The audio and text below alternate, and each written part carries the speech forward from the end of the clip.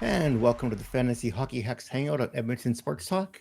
We are live tonight, as I said, on Edmonton Sports Talk, and on our YouTube channel, youtube.com/heavy hockey. So don't forget to like and subscribe there. Ryan, what are you drinking, man?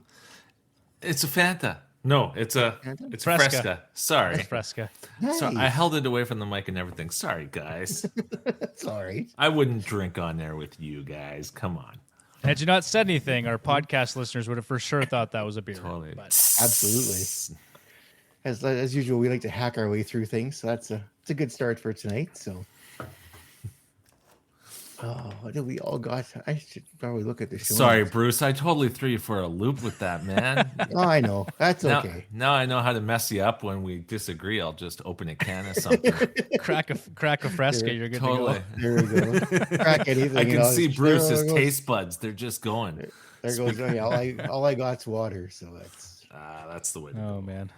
yeah, that's okay. Well, as usual, we'll just hack our way through this stuff. So, I usually like to have stuff written down and script this, and I've gone totally off script. So we might as well just keep going totally off script. So, Oh, Bruce, that's how I live my whole life, pal. Let's go. Off the cuff. Off the cuff. all right. So now that we've got all that fun out of the way, I'm your host this evening, Bruce Gunther. This evening, joining us, we have Ryan Black with his Fresca. Welcome, Ryan. Nice to be here. And also joining us tonight, Mr. Devin Davidson. Hello. Good to see you guys. I missed you. It's been a long time with the break and everything. Merry Christmas. Happy New Year's, buddy. Yeah, you Happy too. holidays. Ryan and I were talking off air, Bruce, and I'm sure yours is very much, well, I guess maybe not quite as much, but we were kind of just so busy, right? The holidays were not as relaxing as maybe sometimes we wish they'd be, but... Yeah, that's for sure. This year was weird. I have told the story many times of my best Christmas, and I'm going to share it here because it's relevant. I lived in Regina during the World Juniors, the Green Jersey World Juniors, and my mom left town, and my sister and her husband and my nephews, they took off too, and I lived 1.5 blocks from the stadium. So for 11 days, I was 3 beers in by 11. I was at the stadium by 12. I was there till they turned off the lights every day, and it was the best holidays of my life. I love my family. I love my mama. I love my wife. I love my kids. Nothing will ever compare to that Christmas. It was the best. That's fantastic. That is fantastic. Well, is that a good point to maybe start off on, Bruce, tonight? Is the World Juniors, or should we just, start off with the other? That seems like a nice segue anyway. I think it's a nice segue. Well, just like I said, we're off script already, so let's just keep right on going. Let's just jump right into the World Juniors. So Ryan, give us your breakdown, buddy, because I didn't watch a game. I didn't watch a single game, guys. Okay, that's what I No, assumed. I did. I watched them all. It was funny, actually. I did after work yesterday, and I kept hearing an echo in my headphones. I take out my headphones, and I realized everyone who was at the office that day had the game on as well in their own offices. It's like, I don't know what any of us are doing here. Yeah. World Juniors. Yeah, so we got 2 games left. Well, 3 games left. I think so far it's gone exactly like a lot of predictions said it would. Canada wasn't a strong team this year. America took some time to ramp it up, but they just have so much talent on that squad that they were able to kind of fight through the close games. They went to overtime against Czechs, and then they've been rolling since then. And Sweden got us scared yesterday, and did you guys see those calls that Germany had go against them going into overtime oh man, they were some really weak calls. And then Sweden won it on the power play with the goal from Axel Sandin Pellikka, who's a guy everyone should be watching. Yeah, I guess I'll just throw out some stuff. I don't think anyone has been one of those open everyone eyes prospects. The guys who have done well are guys you kind of thought would do well. Cutter Gauthier. Celebrini probably outperformed his age and what a lot of people thought he would do, leading Canada in scoring. The guy I've been most impressed with all tournament long was Gavin Brindley from Columbus. He was Columbus's second-round pick last year, played with Fantilli at Michigan the year before. He's been great. Him and Nazar actually have both played really big, really great forecheckers. Brindley, I think, is second on the U.S. in scoring. I would say the biggest surprise was actually guys not stepping it up. I expected more from guys like Lane Hudson so far in this tournament. I certainly expected more from a lot of Canada's players. I feel like Canada's coach. Did you guys watch the Canada games at all? I know you were on vacation. As much away. as I could, yeah. As much as good. Canada found no chemistry. And it wasn't until it was basically too late that they really tried messing with the lines at all. With as much talent as Canada had, they should have scored more than they did. They did have some key injuries on defense, which was unfortunate. Tanner Molendyke, who we know well in Saskatoon, and then Tristan Luneau, who's a Ducks pick. They probably would have been our two best defensemen at that tournament, so that stung. But even with them in it, it was going to be a tough go. It's a down year for Canada, and the U.S. still has a lot of guys worth watching, so I know I'll be watching those last two games. I caught most of the Germany game, and I was telling my wife, I said, they suffer from Edmonton Oilers syndrome. They pass the puck way too freaking much. They like the pretty play. They don't want to shoot the puck. The U.S.? No, the Canadians. Oh, the Canadians. Yeah. In that Germany game, way too pretty. They had lots of opportunity to put that puck away, and they just tried to make that extra pass. And that's I read they passed up on 35 shot attempts or like shooting opportunities in that game against Germany. Yeah. 35 opportunities to shoot the puck. They didn't do it. And the same in the game they lost to what is it, for the Czech Republic or Czechia, whatever they're calling it now. Same thing there. They passed up 30 opportunities to shoot. They passed instead. Yeah, it's tough because these nations that have caught up with us in the last 10 years, a lot of their top lines and top players play together a lot. You know, the States has that power USNTTP USNTDP, yep. Yeah, with Leonard and Perreault and Smith, and they were really good. And they know when the other guy's going to shoot, and they're comfortable with that. Canada, I didn't see any chemistry between any two players, let alone a whole line. But you get guys who are 8th and 10th and 11th picks on a line together, and I feel like they're so Canadian, they just start deferring, you know, and just like put the puck on the net. Like you're all very good players. Guys like Geeky should be scoring more than they are, but they're just Jaeger from Moose Jaw. He wasn't afraid to shoot. And he probably should have had a couple more goals. But other than that, Celebrini was the only guy who went out there and took charge. Like we'll all remember last year forever, right? When Connor Bedard had the puck, that overtime goal, he wasn't giving that puck up. No, and that's he's insane. It's the opposite of what you see a lot of times on these kind of subpar Canadian teams where they just don't know if they're the best player on the line, and they don't know if they should shoot, or that extra pass itis is contagious on that team. So it's too bad, but not completely unexpected. I certainly wasn't sure Canada was going to medal in this one. And Czechs, Czechia, Finland, Germany was really strong. Like Germany played a really good tournament. And then of course the States, those were all teams that I thought could knock us off. So I'm not that surprised. It sucks, but it wasn't totally unexpected. That goal hurt though. That's a crap way to get knocked out of the tournament. So well, and to your credit, you and Evan both said before this tournament started, best case scenario for Canada was a third place finish. Yeah, that's what I saw happening. I mean, Sweden's the same thing. Like when they're on their game, Sweden is a team that has very good chemistry. They have enough scoring. Their goalie was goaltender of the tournament last year. He was back this year. He'll probably end up getting a contract. Canada, again, didn't have a goalie who came and stole the show.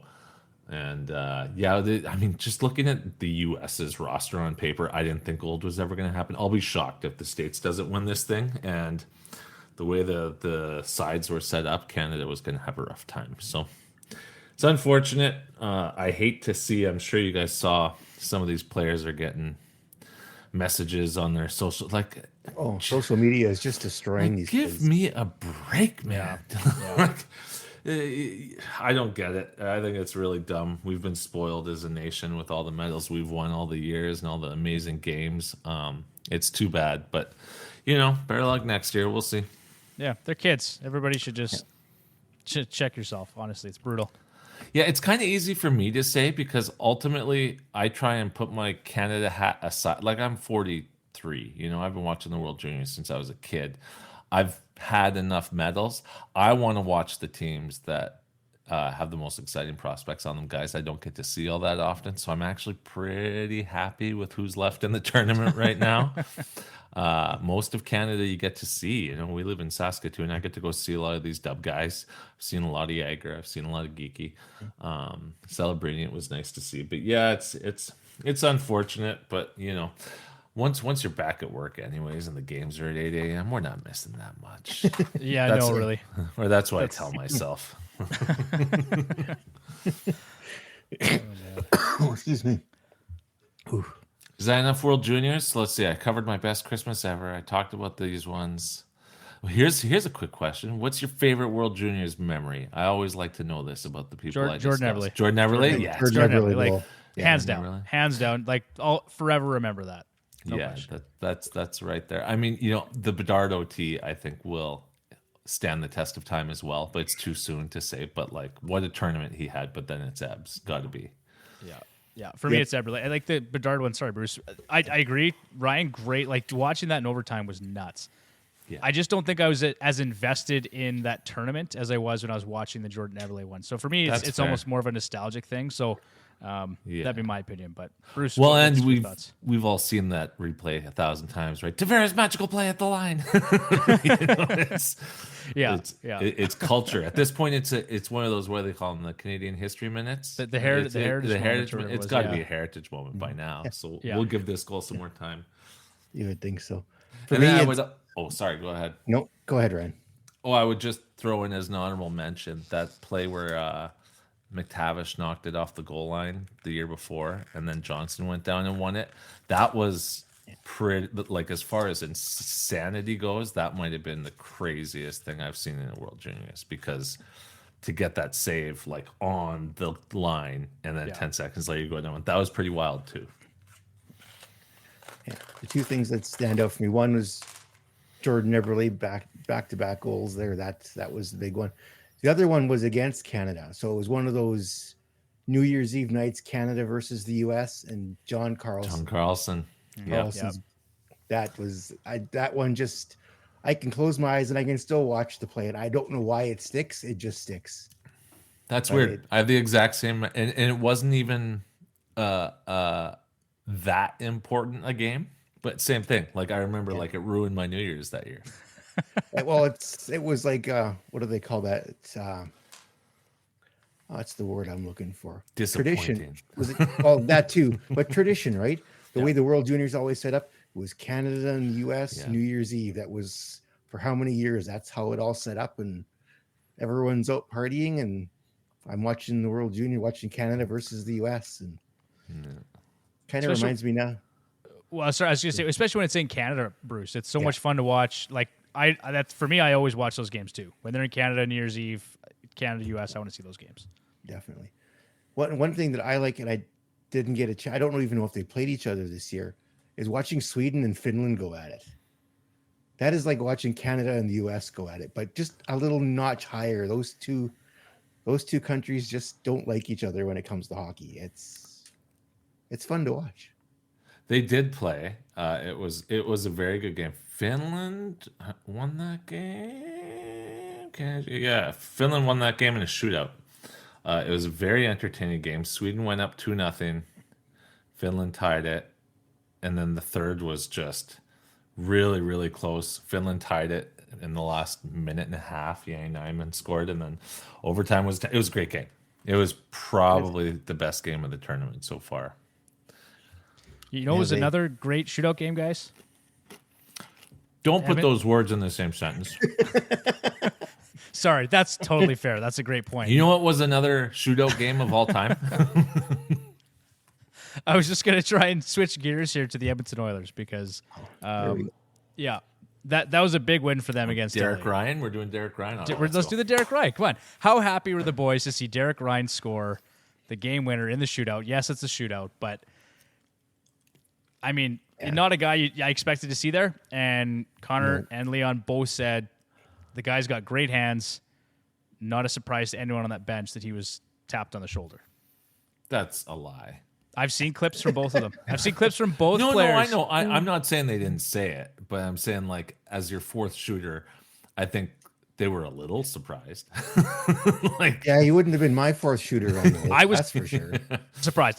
First surprised. But I'm just saying, like, they saw it happen and they weren't shocked. So well, he also had a really good 10 minutes leading up to that too. He made a couple big plays in the in the third period, so he was having a good game, and I have no problem with putting a hot hand out in overtime or in the shootout.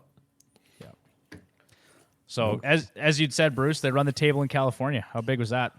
That's huge. Like, well, San Jose and Anaheim aren't much, but the Oilers in the past have had issues getting up for those games. So it was nice to see them take care of business, and it was nice to see them. I saw the Oilers go down 2-0 in LA, and I went to bed. So it was quite nice to wake up the next morning to see they had won it in the shootout. So that was very nice. So That's the biggest win of the year right there. Honestly, like forget the winning streak, forget it all. As someone who has doubted our ability to make a run in the playoffs, LA would be one of the first teams I'd say I think this year. I'm not sure that we can beat them. To see them bounce back after going down 2-0 was huge. They played a perfect game, even in the first. Like they're playing very, very well. It was nice to see that we're coming swagger again from the Oilers. Mm-hmm. If you remember Leon against the Rangers last year, that was the team. That was the attitude. They are back to being that team from post-trade deadline last year. And this was the biggest win of the season for me, hands down. yeah. And they're only a point out of a wild card spot now, are they not? Yeah, they're right there. I think last night, Bruce and I checked, based on points percentage, they're actually in a wild card position. But I think Arizona was still technically there because of Connor Ingram. Oh, you were going to say something else. You were going to say wins. Yeah, sure. whatever. Because of wins. But I think it's just points percentage. The Oilers are in. Like they've come a long way back. There's no. If you're looking ROS, who you taking?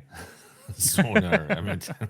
Like it's not even close. It doesn't matter. It's January. We're close enough to say that we're going to be in the playoffs this year. We'll probably not have home ice, and let's see where we can go. Yeah. Well, let's see. The Oilers are 39 points. The Kings are at 45. So that's 6 points, and they still have. There's games in hand there too, I think. LA has only played 34. Edmonton's played 35 now, so LA's got a game in hand. But Edmonton has games in hand over Arizona and Nashville. LA's scared though, guys. Big move this afternoon. LA is not happy. They've lost three in a row, and they made a big move today. If you're honestly 1 year league, long-term league, today was a big day for the team. I'm wearing my jersey. I'm not. Brant Clark. Team Brant Clark is coming back from the dead to show how not wrong we were, ranking him as the number one prospect defenseman. I will say, I have been crucified for putting him ahead of Luke Hughes. Luke Hughes is probably going to be better the rest of the way because Hamilton's out for the rest of the year. Yeah. But Brant Clark is going to make it interesting. I don't think he's going back down. Have you guys seen what he's done in the AHL? Yeah, like 32 points in 30 games. It's unprecedented. It's incredible. A lot of guys talk about, you guys know David Jiricek. A lot of guys talk about what he did as a rookie in the AHL, albeit a year and a bit younger. But like Brant Clark has come in and been the best defenseman in the AHL. And they didn't exactly waive a nobody to bring Clark up either. Like the guy they waived was a first round pick. Bjorn Foot. Yeah. How did the one article put that I read said he got the too much too soon type thing is what's kind of what Cole's notes version. I don't know but that's what that was written about him. I read a different article. It might have been from LA, but it was about taking those low offensive upside defensemen has not worked well for LA in the past. We remember as Saskatchewan guys, Colton Tubert, right? That didn't work out. this guy now. There were a couple other names mentioned. I got dad brain, so I can't remember who they are. But it really goes to show you that puck moving defenseman, like, because LA, I think, could have sent Spence down without waivers. I don't think he was at the waiver mark, but instead they chose to waive a guy who's probably going to get claimed and call up Brent Clark. So it's an interesting sort of no coming back move, in my opinion. And the other interesting thing too is, was it for Fiala they traded Faber to Minnesota? And look Yep. what Faber's doing in Minnesota right now. Faber in a first, if I'm not mistaken. Yeah, I love Brock Faber. You guys see him in the playoffs last year as a pure rookie.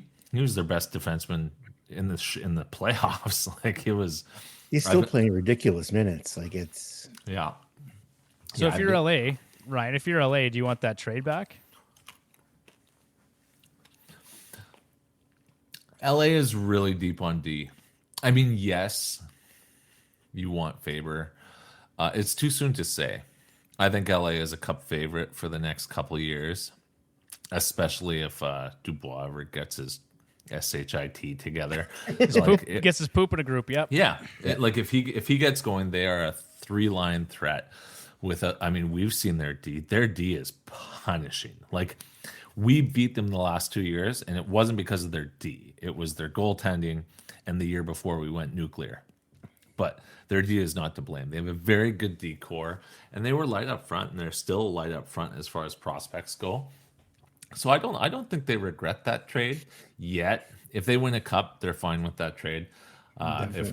If we're 5 years down the road and they haven't won a cup, Brock Faber's going to make them regret it. Like, it's cup or bust for LA. So I don't think they regret it yet, just because, I mean, you trade from a position of strength to fill out your weaknesses. That's good management. That's good fantasy hockey. That's good for sure.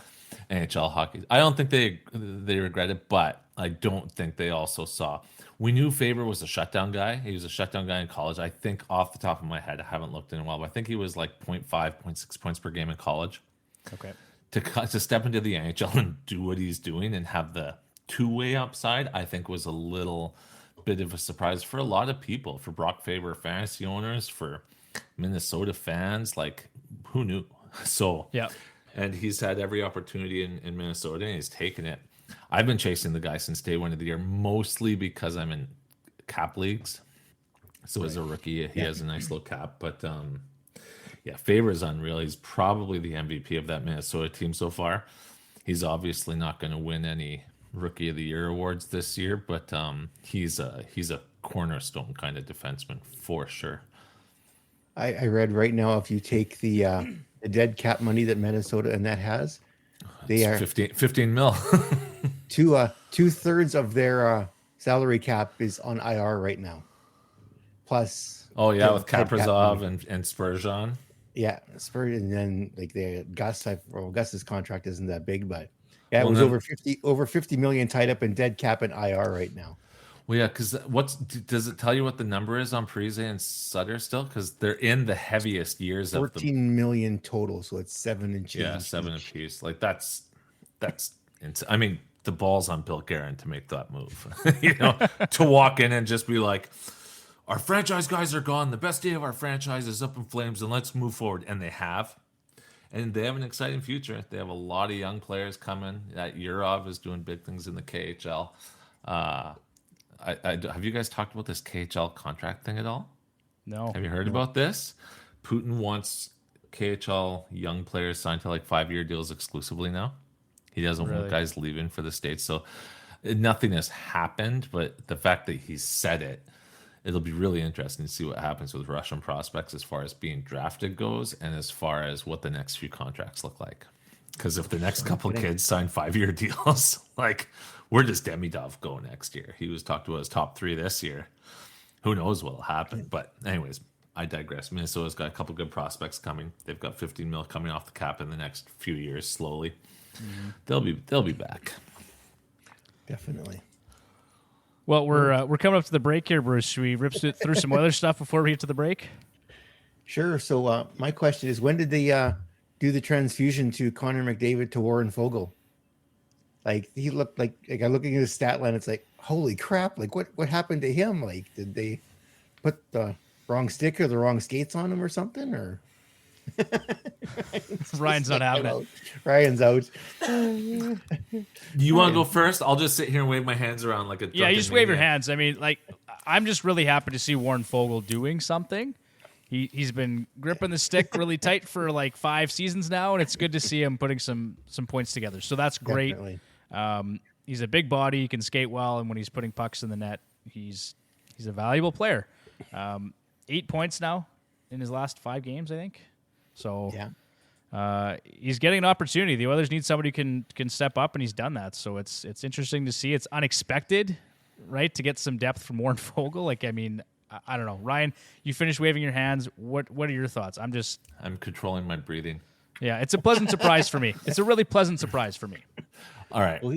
I'm gonna lead into this by saying I've talked with a lot of non-Oiler fans about Warren Fogle, and what I've heard from multiple people is it's wild because if you just look at the screen and the angle's right, you see the 7 and you're like, oh wow, McDavid's doing crazy things.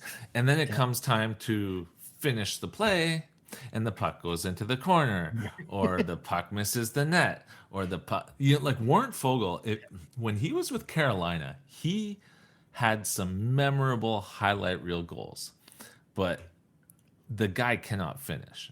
Like, he cannot finish for the life of him. It was one of those games where it all came together, but like, have they found someone? Is this Warren Fogle? Not a chance. He's gonna blow 4 prime scoring opportunities within the net. Like, maybe he's on a heater, but like, Warren Fogle is one of those guys who, if you're building a wonderful hockey player, he's got like 8 of the 10 things you'd want him to have, but the 2 things he's missing kind of stops him from being an effective top sixer. Sure, that's fair. Like, he can check and he can skate and he can dangle, but he can't beat a goalie, and he misses a heck of a lot more shots than he lands. So I don't know, like, really exciting game. Really nice to see it for old McLovin, but like, I just sort of a one-off for me.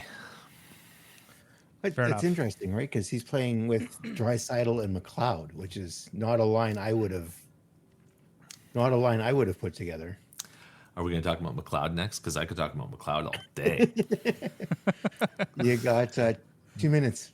They've been what a great line that has turned into. You're exactly right. Draisaitl, you look at it on paper and you're like, this guy's getting the shaft, and Kane's not playing with them, and you got Hyman and Nuge on line 1, and Fogle and McLeod have turned McLeod's season around. Certainly, it's the best hockey we've seen. It's the best stretch we've seen from Fogle in a year, and Draisaitl isn't even the guy racking up the points. Like, I don't think he's cleared more than 3 points in a game in a while. It's been Fogle. McLeod's on a goal scoring streak, playing the best hockey that they've played. So it's great to see. If this can keep going, that's wonderful. I don't know rest of schedule how I feel about it, but right now that line is a very, very pleasant surprise, and it was real important for McLeod to get it going because he was looking like he was ready to take the next step last year. Yeah. And the first 20 games of this year, he was trade fodder. 0 Absolutely. goals, 3 assists, something stupid like that. And then all of a sudden he starts going to the greasy areas with this line, and it clicks. I'll never understand how these professional players looking for their next contract don't go to those areas, but I'm glad to see he did. And has, and will. That makes 2 of us. Yeah, and Holloway should be back here pretty soon too. I think he got sent to the A today for conditioning. Yeah, get some playing time down there before they bring him back up, because he was playing. I thought he was playing well before his knee met the boards there in that one game. He's been a victim of being terrified because with Woodcroft, if he made a single mistake, he was stapled to the bench. Yeah. They haven't given the guy any leash whatsoever, and we all remember last preseason. He was like, I put money on him to win Rookie of the Year during that preseason. He was crushing it. 10 seconds here, guys, and then we'll go to our break. That's it. So we can talk some more Holloway when we come back. We'll talk some more Oilers because we got lots more to talk there. We'll see you guys in a couple of minutes.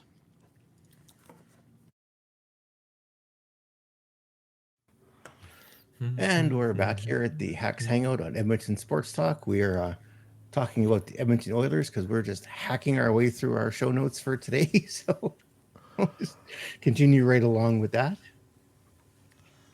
Where were we? I forgot already. It's been that long. Ryan Nugent-Hopkins. Let's talk about Nuge. All right, let's talk about Nuge. 1 for 21, really? Yeah, before Nugent scored on the power play, they were 1 for 21 on the power play. Yeah, they had all even strength goals against. Oh boy, was the Anaheim or San Jose? Dad brain. Anyways, they're all even strength. Wow, that's impressive. Yeah. So the power play merchants are finally scoring at even strength. How are they going to look if they start scoring in the power play consistently again? That'll be scary. Very, Better? very scary. Better? Stock up. Yeah. Stock up, boys. Looking forward to that. Yeah. Nuge scored a couple beauties last night. That one pass from McDavid, he handled that like a champ, bar down. Loved it. I mean, McDavid was god level last night. That was Warren Fogle could have netted those goals. That was. I mean that Tap-ins. Yeah, Well, Nuge did roof it, but he had like 90% of it. I mean, that pass to Hyman, the behind the back blind pass. that was McDavid stupid. made. For his 900th point?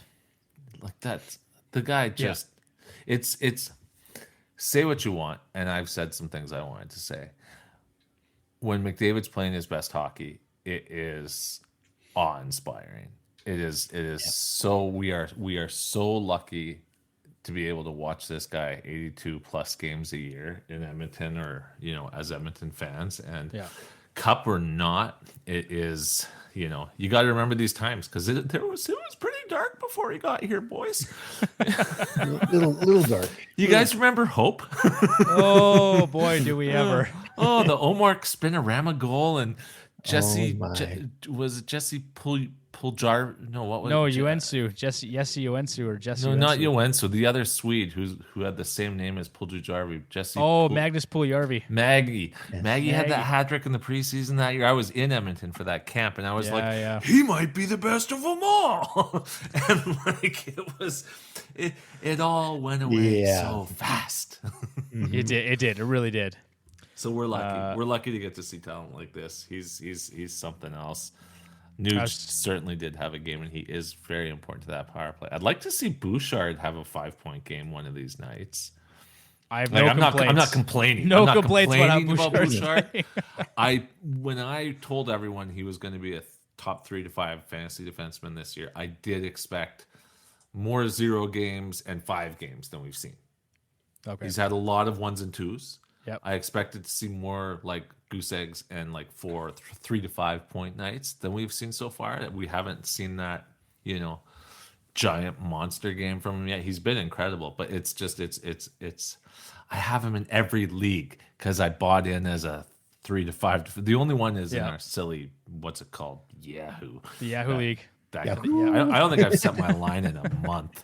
That's the only league I don't have him in. And I still beat you last week, Dev. I tuned in on Thursday and I was like, oh shoot. I was doing so good, and I don't know what happened. And then it was like I looked and I was like, oh, I lost to Ryan. I don't know what's going on. But set his lines. He's gonna take over my Twitter, darn it.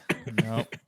But I agree. Yeah, Bouchard's been fantastic, and Daily Faceoff actually just released an article yesterday saying that he's a candidate for the Norris this year. I'm like, this is my opinion, but I thought that's wow, interesting that he's even getting Norris consideration, given where he was a year ago from a lot of people. Right? Given where he was a month and a half ago, or even earlier in the season.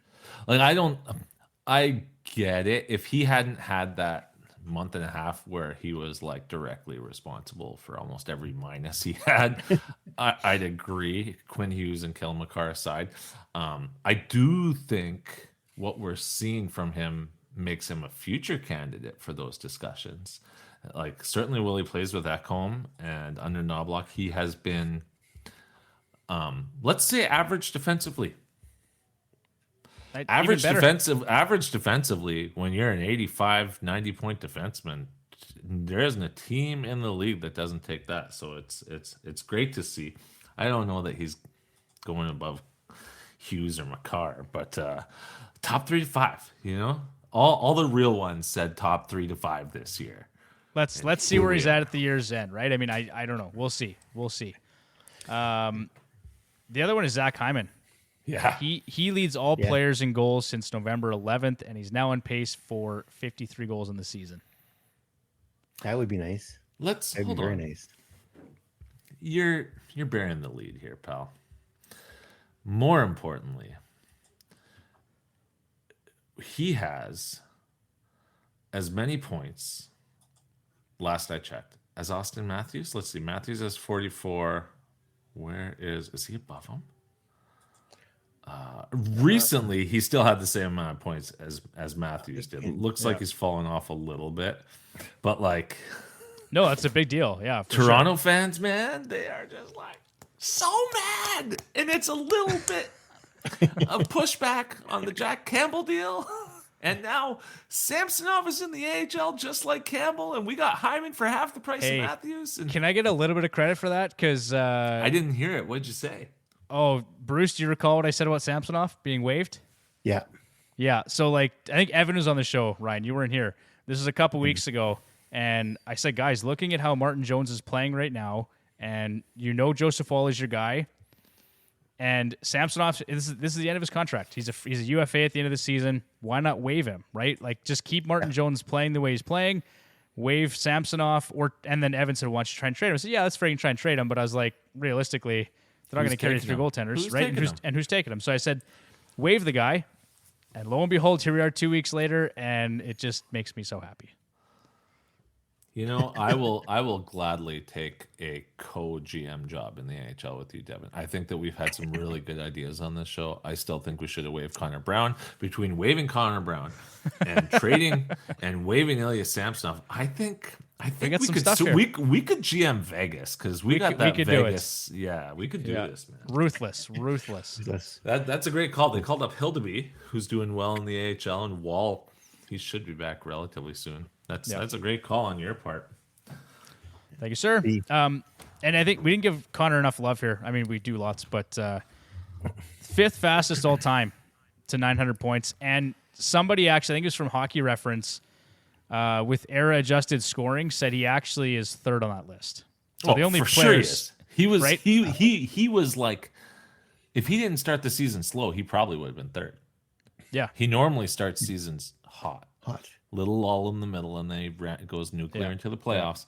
He was right behind. Is it Bossy and Stasny? I think Yeah. he was like within 20 points. Yeah.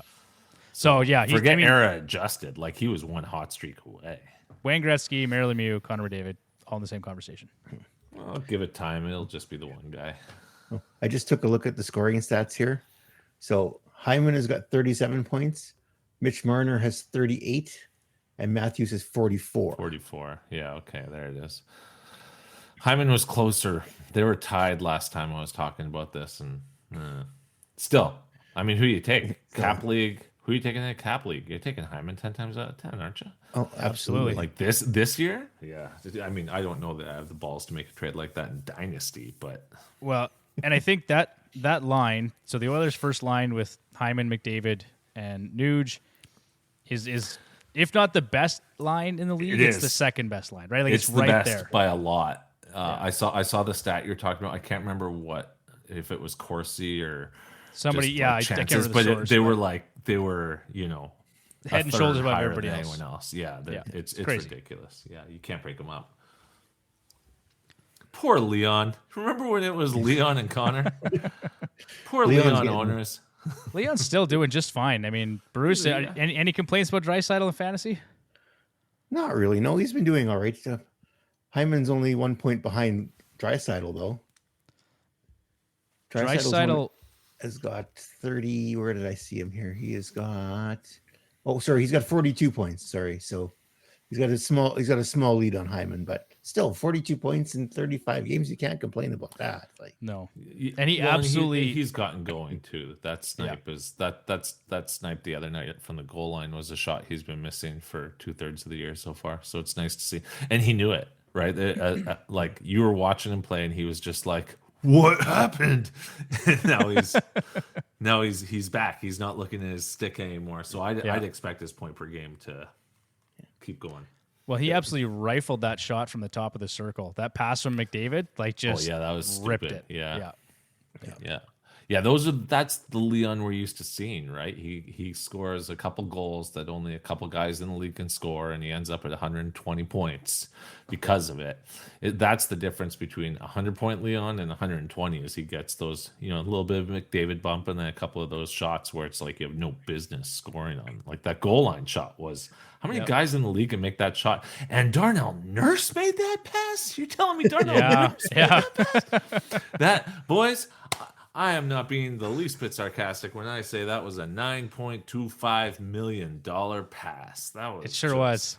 It sure was.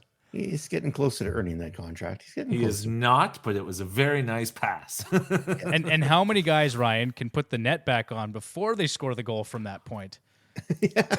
That's one of my favorite goals in recent memory. For sure it is.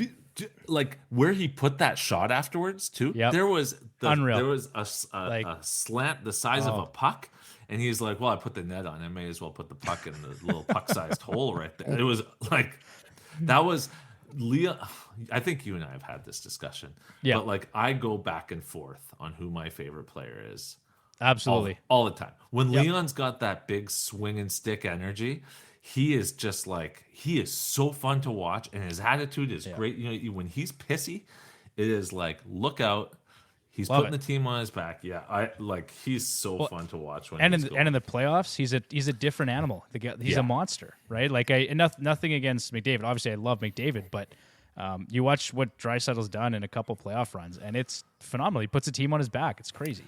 Can we? I didn't see this in the notes. Did you guys see what friggin' Alex Pietrangelo did the other night? I did.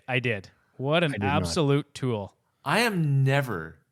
There are two things in Oilers history that make my blood boil, and then they just always will. And thankfully, I'm having a dad moment. Who was the coach who Taylor Hall accidentally got a little bit of water on him and he freaked out? He went and coached. What was his name with the hair? That's a great question. Yeah, I'm having the same moment.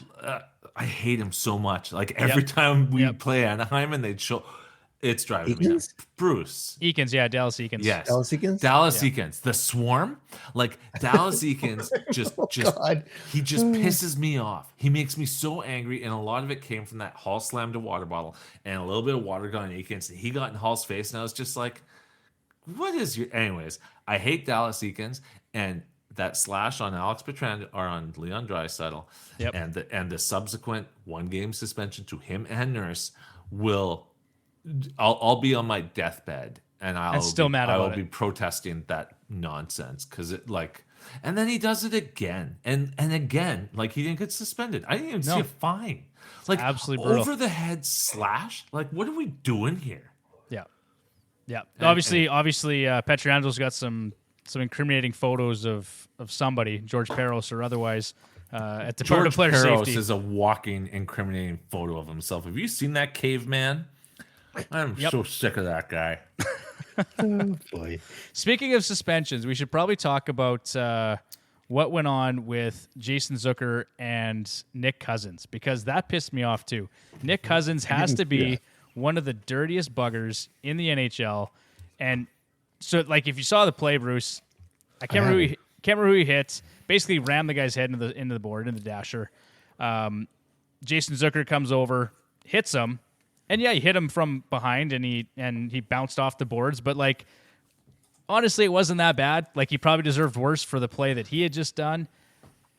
And Zucker gets 3 games, and Nick Cousins again gets nothing, right? So it's Nick Cousins with Goodbranson, that whole situation. Now here he is again, 2 weeks later. Nick Cousins just needs to exit stage left. I'm tired of looking at that guy. Mm-hmm. Yeah, they got a Rafi Torres, that dude. Maybe the Leafs need to play them and he can start Ryan Reeves, and maybe Reeves can be useful. I doubt that very much. Has Reeves even played a game lately? I don't think so. He's hurt. He's on IR. He's been on IR for. Yeah, remember he crashed into the boards. Oh yeah. You see the play? He acted like a goofball the shift earlier, and then the very next shift he speed wobbled and went head first. I don't. Ryan Reeves seems like a pretty fun dude, but I loved that. I got time for that. And you know what? Leafs fans ain't even gonna be mad at me because they know they're a better team without Ryan Reeves on the cap. So good for them. Congratulations, Leafs fans. No Samsonovs, no Ryan Reeves, no Klingberg. You might have a shot this year. Oh man. And the next year they're gonna have to find a way to pay William Nylander. Yeah, we spent a good chunk of our second last episode talking about letting guys go to UFA unsigned, like Gaudreau, like Nylander, like Gensel this year. And I'm of the opinion you don't go past January 15th with them either signed or traded, because now he's got you by the scruffies, like It's the short and curlies. You're screwed. The Leafs are gonna end up paying him $12 million. Yeah, to keep him.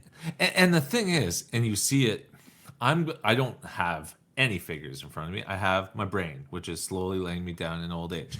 But I'm going to say 80% of the time, when a guy gets paid in his contract season, he might have one more season, two more seasons like he did in his contract year, in the next contract in total. There's people were talking at the start of the year when he was on that, what it was, 16 game point streak. It was like 17 or 18 games, yeah. He might be the best player in the NHL. You're aware his contract is up this year, right? Like before you said that, you knew that? Because there's right now, these last 16 games, sure, best player in the NHL. I'll give you that. Leafs fans, plan the parade. But over an 82 game That was Martin Jones in net, you're not. Get out of here. And I just think, and I was actually even heavier on it. I say you don't even go into, if I'm the GM of a hockey team, which I wish I was because I'm so good at fantasy hockey, I don't go into the season with that guy on the roster. If you won't sign that year, I'm not going to be, because look at what happened with Trevelyan in Calgary 2 years ago. You can't trade Kachuk. You can't trade Gaudreau. We're first in the division. You can't trade these guys. And then it literally destroyed their franchise. Yeah. They were able to salvage a season. Now they got the worst contract in hockey. They don't know if they're in, out, up, or down. And it's all because Tavares in the aisle. I like it. I'd like to stay. No. If you want to stay, you sign a contract before October 1st. If you don't like it, you're on the market, man.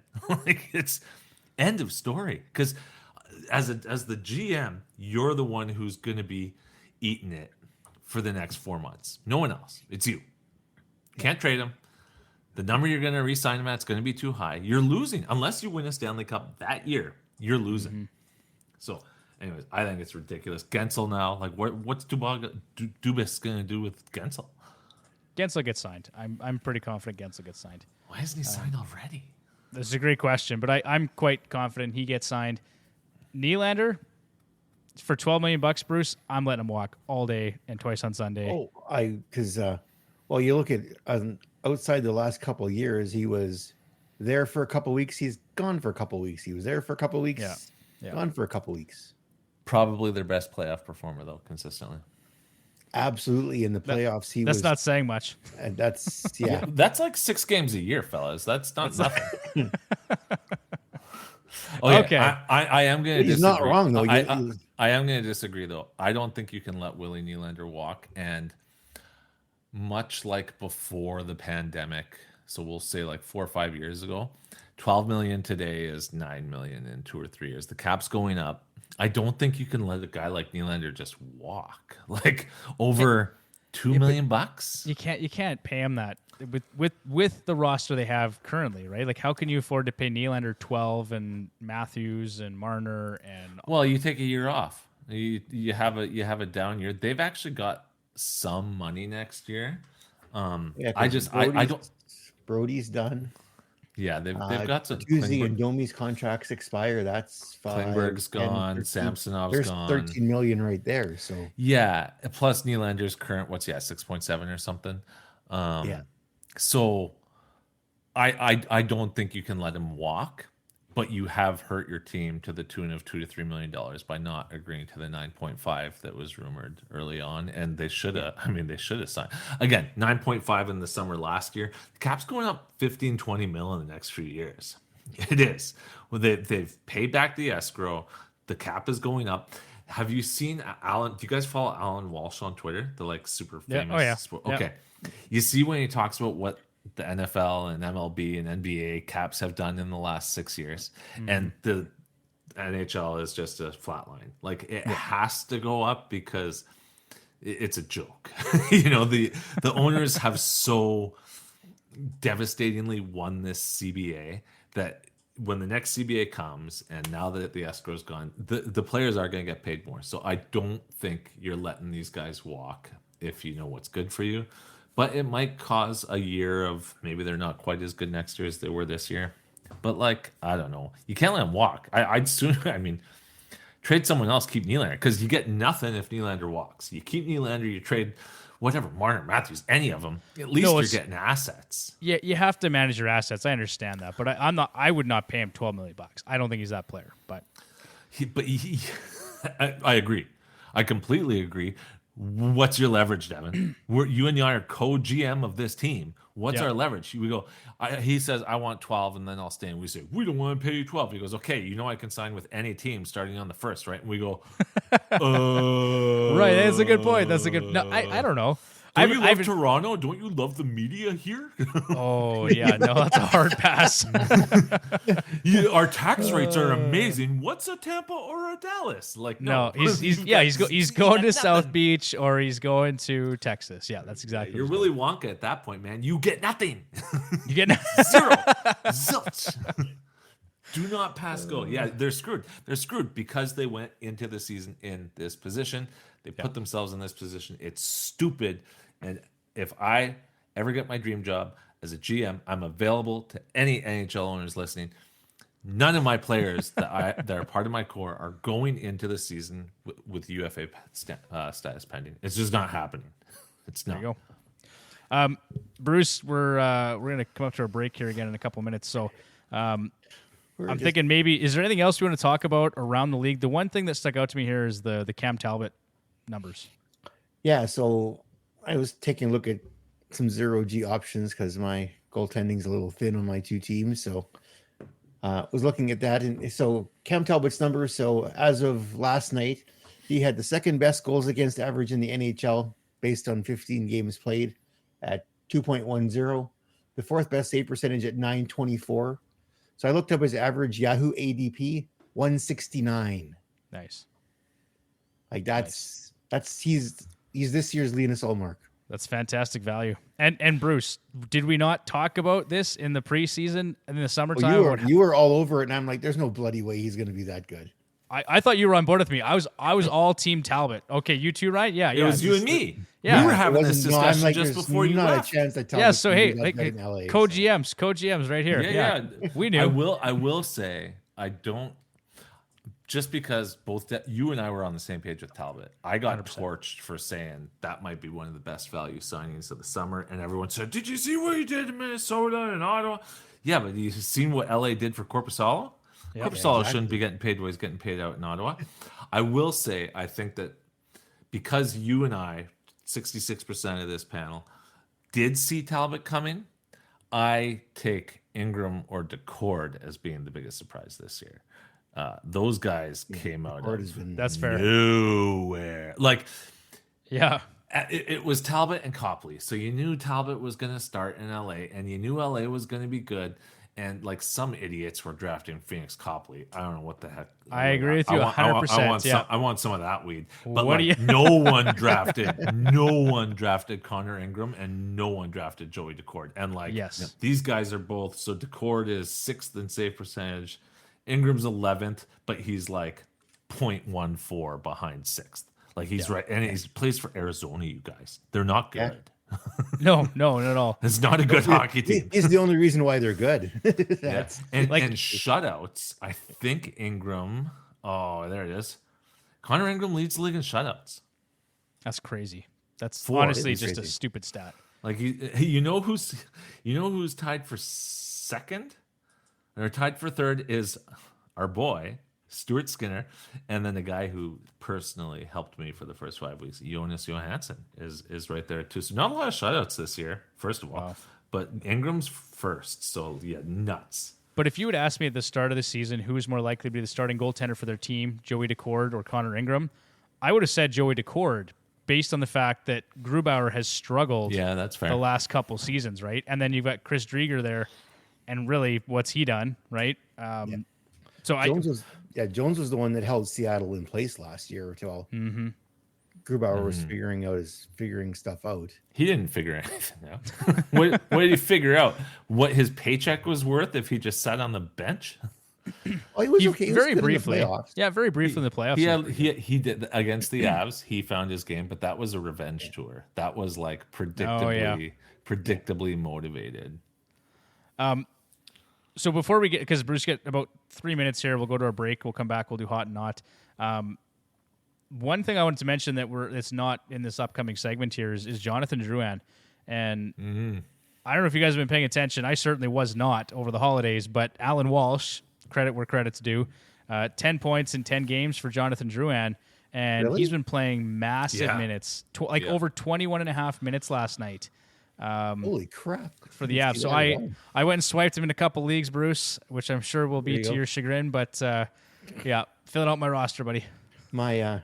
I've been both of my teams have been on a roll, so it's got to come crashing down at some point. So sneaky good pickup there, because a lot of people were on the Drouin train at the start of the year, and he did not start well, and he was dropped. I think at one point I saw his Fantrax own percentage was at like 9%, and then these last 20 games, man, it's he is saving his career. Maybe as long could be.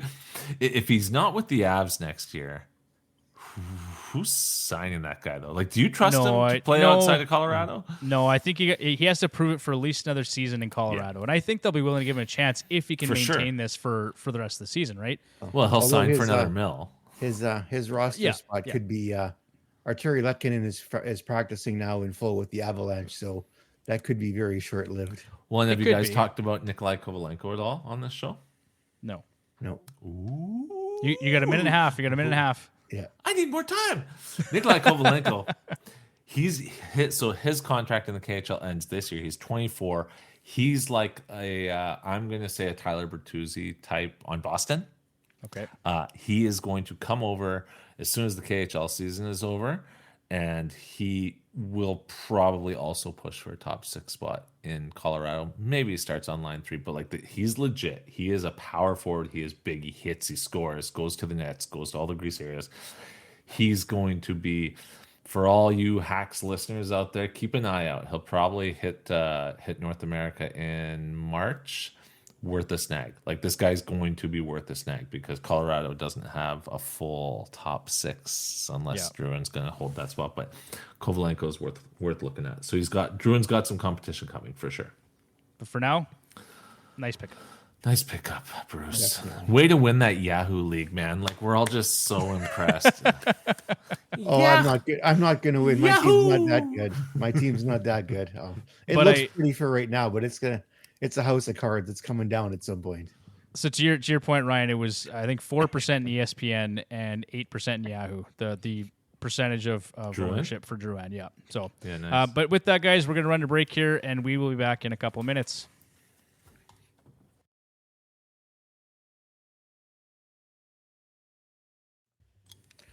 And welcome back to the Hacks Hangout here on Edmonton Sports Talk. I think we are going to move into the hot or not section now. I think.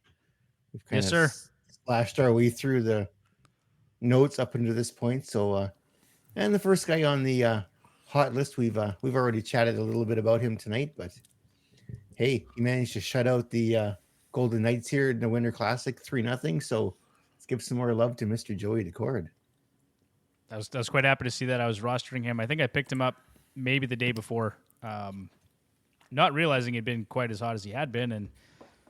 His last 4 games, 4-0 record, and a .99 goals against, and a .971 save percentage. Ride him blaze hot, Bruce.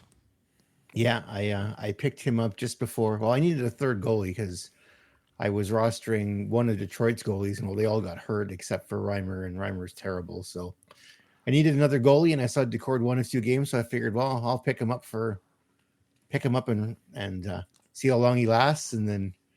Yeah, I got 25 points out of him out of that Winter Classic game, so I can't complain whatsoever. So, nope, not at all. It's good to see. It's a good story. No, it says very good, and Seattle's doing Seattle's- well. Seattle's Alright. going to be a scary team if they ever figure out their goaltending. Like long term. Could this be the guy? Could this be the guy? It's so hard for me to have these discussions because I'm dynasty, and like, is he the guy this year? Probably. What are you doing this year? But like, if I'm making a run for a dynasty title this year and I need a goalie, am I trading for Joey Daccord? Man, like, I got to bank on him next year too. Maybe he's got a 3-year contract in there. Like, I don't know. That's a tough one. I think Seattle will still be listening on goalies going forward, but for the rest of the year, I don't think anyone's taking that spot from him. So correct me if I'm wrong. Joey Daccord, Philip Gustafson, they both came from Ottawa, did they not? A team that can't seem to get a goaltender to get a save. I believe so. Yeah. Hey, listen, don't poop where you eat, pal. Cam Talbot almost won a Vezina after he left Edmonton. Well, hey, Bruce, Robin Leonard came from Ottawa too. Yes, he did. That is very true. He sure did. Yeah. So they know how to draft goalies. They don't know how to keep them. Yeah. Oh boy. Well, it speaks to Ottawa as a team, right? Are we talking about Ottawa today? Well, let's talk about it briefly because we didn't talk about Yeah. it in the earlier segment here. Like, zero coaching bump.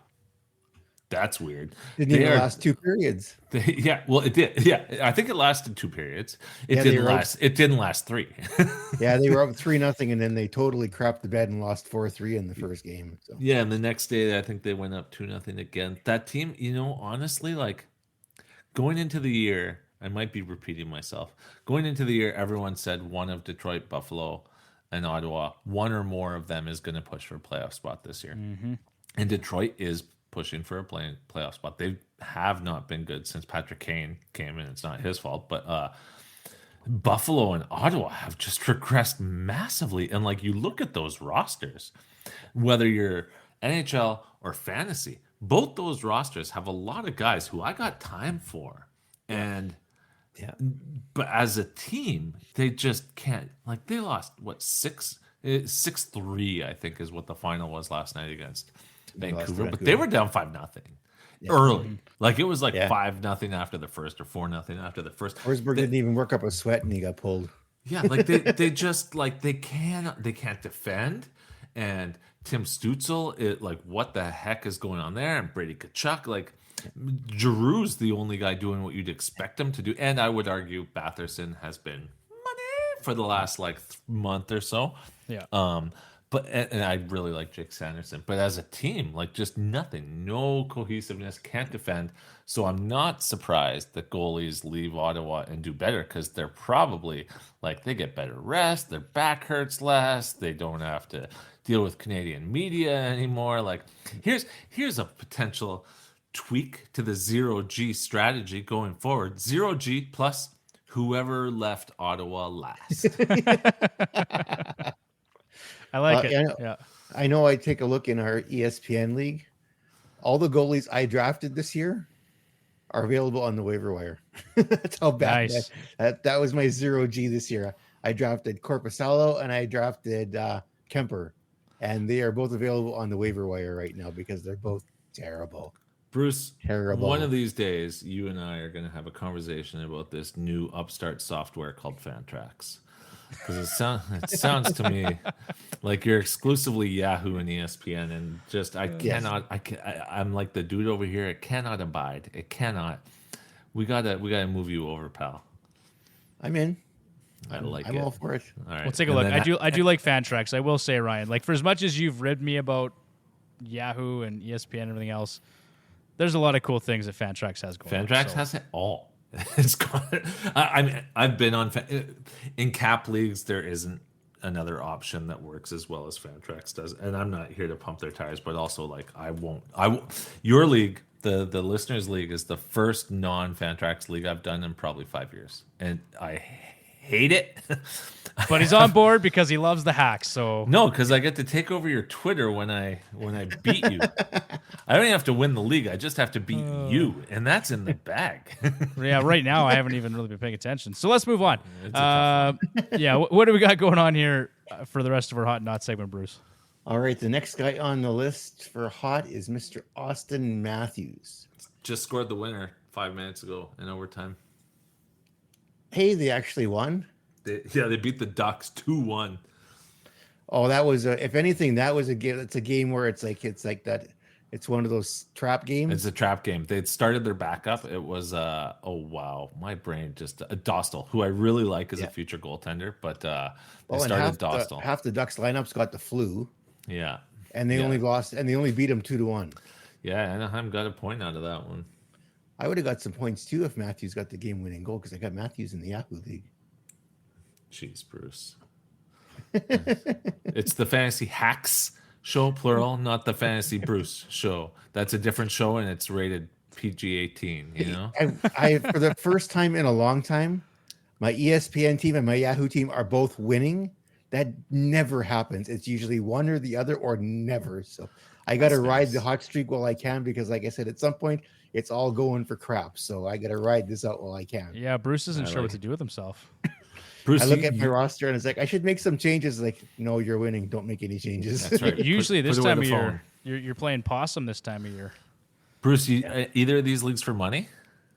You walking away rich this year? ESPN one is, but I won't win that one. So, oh, that's too bad. I don't have the killer instinct for that one. So I'm indifferent to my ESPN roster because I drafted super heavy on forwards to the point where I can't even really drop a forward because they're too good.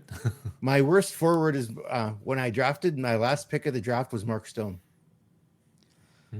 And well, he's been a surprise though. Like who thought that guy was going to play every game so far this season? Exactly. And nobody in our league touched him. And I'm like, well, it's my last pick of the draft. I'll take him, right, and see how it goes. So but I've made a few moves. Like I dropped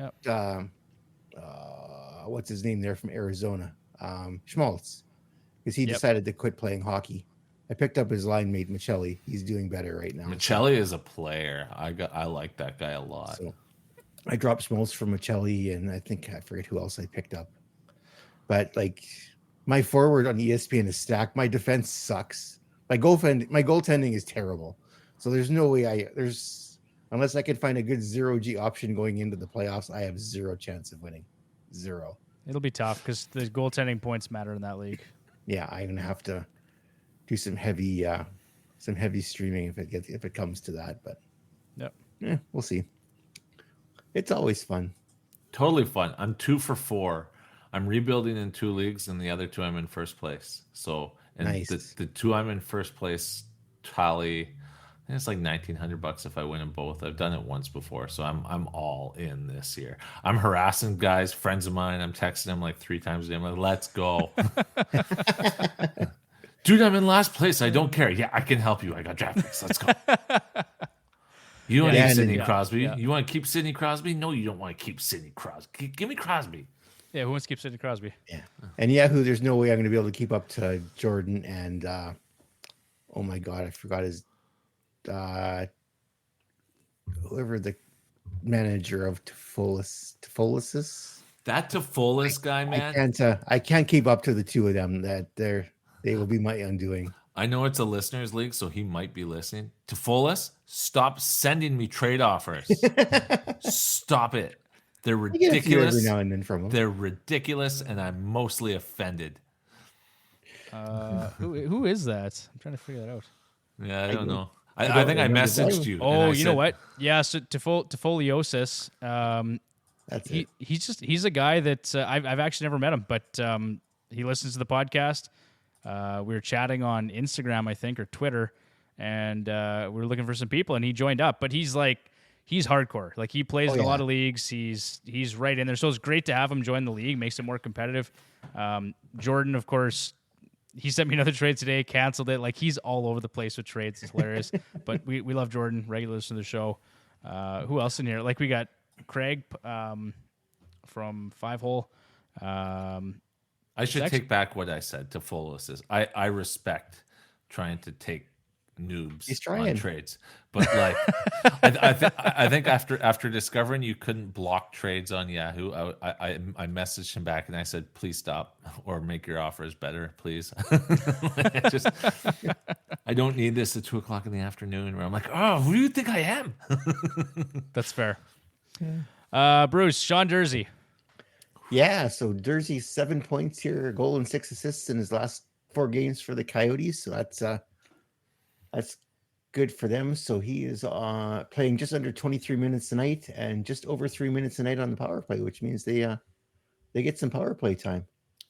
Good for Mr. Durzi after he was kind of cast off there from LA to the Coyotes. So that's good. He's running their first power play unit. He's probably one of the few healthy defensemen they have. Yeah, and he started off a little bit slow too, didn't he? Yeah.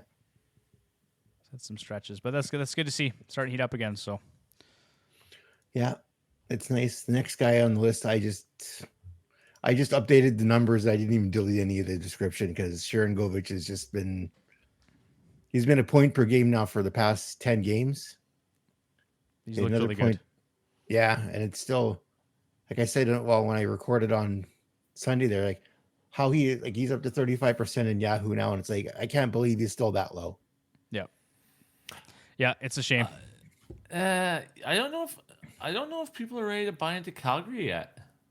That's a fair point. Yep, that would be my guess. Is his like, 2 line mates have not been good at all this year. So Lindholm and Huberdeau have not been that great this year. So yeah. Bruce, do you owe Huberdeau money? He hasn't been great this year. Bruce, you look better on skates than Huberdeau looks on skates now. You know what? Like, that's saying something because I can't skate worth a damn. Neither can I. I got messed up feet. I can't even wear the darn things, and I look better playing hockey than Huberdeau. I'll have you both know Huberdeau has points in consecutive games now. So for the first time in 140 games, probably he's on his way up. So look out. First time since the last time he played for Florida. Dude, well, and Lindholm's going to get traded, so that's the other thing is he's sticking to his $9 million number with Calgary. He's not sticking around. They can't keep him past the deadline. You think he ends up in Boston?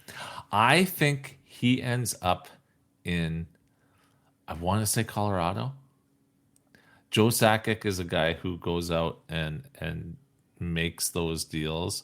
But Boston and Colorado certainly are the 2 teams that make the most sense because they'd both re-sign him. They can both afford him next year. So, and I think at that point, future tip, pick up Lindholm when he leaves Calgary. He'll revert back to his 80, 90 point norm versus what is he at now? Like a 60 point pace or something?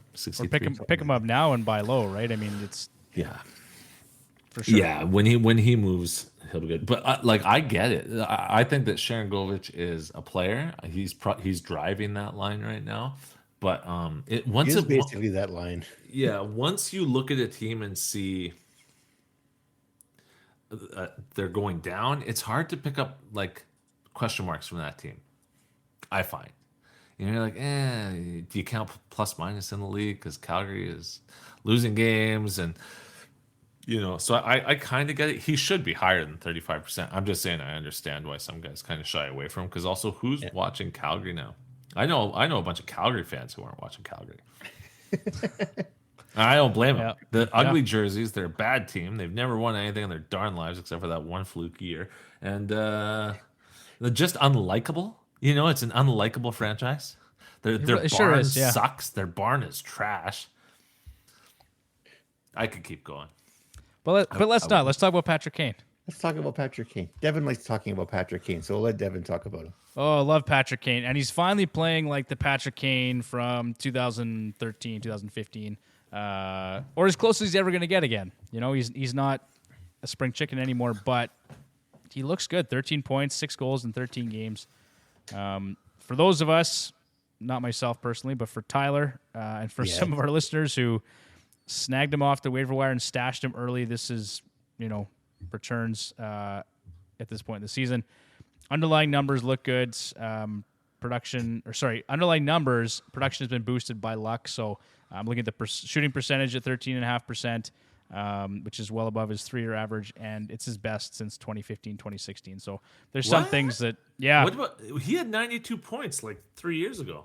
but not at a high shooting percentage. Oh, not at that. Gotcha. Sorry. You know what I'm saying? So I just think that's gonna come down. So this is his best year in terms of shooting percentage since 2015, 2016. That's fair. Yeah. Yeah. So, and he is 35, 36 years old now, right? Like he's not. Yeah. But this is really interesting to see because this is the first time that a player's had this type of surgery and has actually put up some points. So It's actually been productive. Nick Backstrom just retired.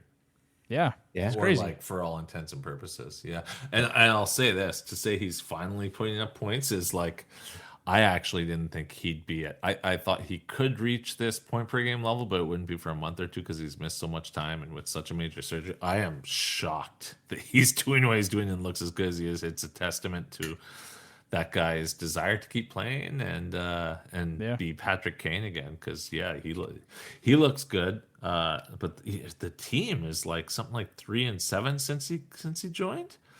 You get a point per game guy for free, and you. I feel like, well, Mo Seider is another guy. Seems to be struggling in Detroit. They did dick around with their goaltending situation, which kind of brings me to the next guy here, and that's James Reimer. He's struggled, right? Mightily. 1-4-2 record. 446 goals against, an 864 save percentage. Like between him and Husso and now Alex Lyon, they've had some struggles in net, guy. Right? Yeah. But Alex that's your guy. The guy going 100%. 100%. Yeah. So he's even struggled here, Ryan, the last 3 games. It's still better than what they had. Agreed. But sub 900 save percentage in his last 3 starts, like he's starting to kind of show some wear too. So the Mo Seider thing though is by design. Like Steve Yzerman went out and signed Gostisbehere to that 1-year deal specifically to keep Mo Seider's deal under 10 mil. Like for sure. If he didn't have Gostisbehere there, Seider plays power play 1 all year, and he's a $10 million defenseman in the end. So for next year, I got all kinds of time for Mo still. But yes, this year in Bash leagues, he's still unbelievable. I think he's top 10 in the league I'm in. But if you don't count blocks and hits, don't have Mo Seider. I accidentally traded McAvoy instead of Seider for a forward a while ago, and I'm kicking myself. But I feel like you'd still expect some production out of Mo Seider, right? Based on how well he played last year. It's just interesting. Not interesting, not the word, disappointing, really, to see just the lack of production across the board in terms of offense. Is he? I don't know the answer to this. I feel like he's trending to have the same year he had last year. So he's got 22 points in 38 games. Last year he had 42 and 82. So he's actually trending a little higher than last year. Okay. Detroit is very specifically not letting this guy hit 60 points this year because he's due for an extension. Like I don't watch enough Detroit to back that all the way, but it's obvious what they're doing from a management perspective. And I do wonder, like, how much time, and I know you could probably check this on Left Wing Walk or whatever, how much time does he spend with the top line versus the second line? You know, like, it would not surprise me one bit to learn that, like, they're giving Gostisbehere all the easy minutes and Mo's playing all the hard minutes. Like, I bet his zone starts are below 50% offensive zone. I would bet money on that, and I haven't. 39%. Oh, yeah. So he's getting the tough match for sure. And I didn't realize he's on pace for 47 points. So I stand corrected. Well, I don't know that it's not disappointing because after his rookie year, I think everything since then has been somewhat disappointing. But I think that they've been really trying to keep his cap hit down as a team because they're not winning a cup last year. They're not winning a cup this year. So they're just like, we don't want to pay our franchise D-man Rasmus Dahlin money. So we're going to keep him defensive ice. He is their best defensive player. Yeah. So like they're going to get him on a $9 million contract if he finishes the year under 50 points. And then next year, look out, assuming Edvinsson doesn't come in and blow the doors off. Okay. There you go. So that covers off Patrick Kane and covers off James Reimer. I guess the other thing I want to talk about too is Alex DeBrincat and JT Compher, both playing well for Detroit. Compher actually is on pace for just about 60 points right now, and he is widely available, 22% rostered in Yahoo and 36% in Fantrax. So for any of our listeners looking for somebody to stream, JT Compher seems like a viable option right now. I'm going to beat my own chest for a minute here. for your cap guys. I gave away William Carlson when Patrick Kane signed with Detroit because William Carlson made $6.7 million in our league. And then I claimed Comfer off of free agency in a rather deep league because he made $5.1 million. He was at 0.8 points per game. And Comfer has outscored Wild Bill since then. So There you go. and I saved $1.7 million, which is huge. Well played. 1.7 million bucks. That's almost Mackenzie Weegar retained, which I pulled that deal off at midnight last night. Well played. Well played. Those cap leagues, man, it's a whole nother Bruce. We're gonna get you in one of those, buddy. I'm gonna start taking your money, I'm gonna pal. pull the rest of my hair out if I get into one of those. Oh man, Dynasty cap leagues, I'm not gonna have any hair left. It is drugs. I'm telling you right now, like drugs got I'm afraid nothing of. on cap dynasty leagues. So once you stop, or once you start, you can't go back. It's hard. There you go. I sacrificed my fantasy football team this year for hockey, so I'm doing well in hockey, and my fantasy football team finished third last. Bruce, you're like on one of the best fantasy hockey podcasts in the friggin' world, man. You shouldn't be playing football at all. You don't have time for that. You don't have time for that, Bruce. You need to be out there figuring out Corsi on third liners. I did not put hardly anything in. I basically drafted my team and then left it alone. And that's pretty much why. All that and Burrow got hurt, but ooh, there you go. I went heavy on the Bengals, and that. Well, at least you weren't an Aaron Rodgers guy. No, I ain't touching that guy. Sorry. Neither is Jimmy Kimmel. I read that. Oh, I read that. Let's see who's next on the cold list here. Oh, Devin's favorite pick from earlier this season, Philip Hronik. Yeah, he's Cold. He's cooled off a bit here. Ice, baby. Yeah, just 4 assists in his last 12 games. Yuck. He's still on pace for 64 points, but has the window to sell high on that player closed? Is it too late? Probably. If you're in a league with smart GMs, it has.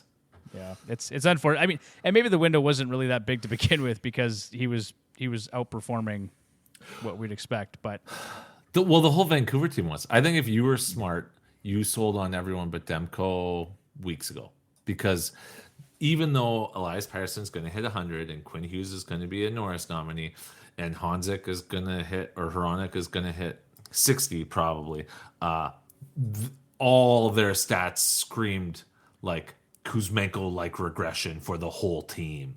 Pettersson's not a 150-point guy.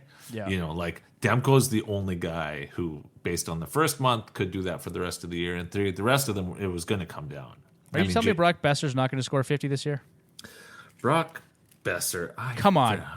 I sold high on him. I got myself a couple of goalies out of that deal. Yeah. Smart. I traded Ottinger and Besser for Swayman and Allmark. Well, then you only got one goalie. You got one goalie, Bruce. Yeah, but they're still doing the 50-50 split in Boston. So that's a nice. If you're gonna get a tandem, that is certainly a good tandem to get. Ottinger's a tough one. I hate Dallas so much. Like, as an Oilers fan, Darian Hatcher and Mike Modano and Yuri Lettinen, but like Dallas is a wagon. They are going to be a wagon. They have the top 2 scorers in the AHL.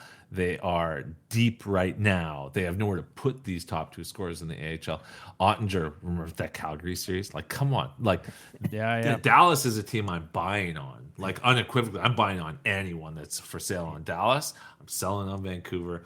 Ottinger's good for you for making that deal. I don't think I could trade Jake Ottinger. I don't own him in any leagues, but like, he's one of the guys. It's a redraft league, so it's like I was looking at my goaltending because it sucked again, and I needed goaltending and I needed starts. It's like I thought, well, I want to sell high on Besser, and I was taking a look at, and John had the tandem, and it was a pure 50-50 split between them. I'm like, well, okay, then I just need a third goalie so I can get to my minimum 3 starts if Boston doesn't play 3 games in a week, and goaltending problem solved, right? So who's your third?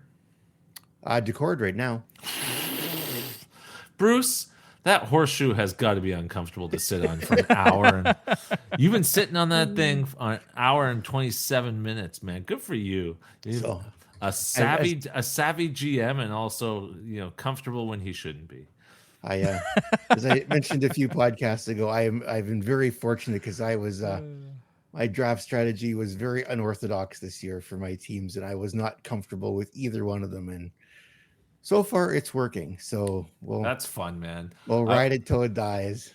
I was in one draft this year where last year I tanked and I kind of jobbed the whole league. I ended up with like 4 first-round picks, 5 second-round picks, 6 third-round Wow. picks. I was done drafting by the 5th round in a 25-round draft, but my pick was up every other minute. Like it was literally like I would take a sip of Fresca because it's just so darn tasty. and the next thing I knew, I had like 12 seconds left on the clock on a pick, and I was just like, Jesus! Like I ended up with Kyler Bertuzzi. I ended up with Jordan Kyrou. Like I made some really questionable picks, so I drafted a bunch of IR guys. I drafted Montour and Jack Quinn, and immediately the first week of the season, I sold Bertuzzi and I sold Kyrou, and now I'm using those assets to flip for guys who are selling and are just happy to get a first-round pick. Well, I basically turned Kyrou into Crosby and Nikishkin. It was like, Jeez. yes, Nice. you can crap the draft if you fix it really fast afterwards. So Yeah, I've had very little luck in the trade market. It's like I said to Tofoliosis, I respect it, but like if I say no to 4 straight deals, give me a break. I haven't got a Tyler trade recently. Maybe he's too busy golfing in Arizona. I think he's having too much fun. Yeah, I had no idea he was going to Arizona, actually. That's pretty funny. Like I said, you missed the staff meeting. He mentioned that the last time we were on, he was going to Arizona after Christmas. I guess so. I don't know. Where was I? Did I miss that one? You were here with us. I missed it. Yeah, I was already checked out. I guess I was on holidays. I ran into him, actually, in Lloyd, hey, while I was there. Oh, did you? Yeah. I had a little chat with him. It's good. Nice. We've got about 30 seconds here before the end of the show, Bruce. One other player I wanted to mention tonight was Brayden Schenn, who was on pace for just 36 points this year. His lowest offensive output in over a decade. 0 points in his last 10 games, just 2 assists over his last 14. Absolutely brutal. That's all I got to say about Brayden Schenn. So, 15 seconds. Bruce, I guess anything you want to say before we go? Good night. Make sure you follow us on Twitter at FHHacks, and we'll be back again on Sunday. Hopefully with more than just me. Wah, wah. Right. Thanks, Ryan, for being here. Take care, guys. Hey. Later.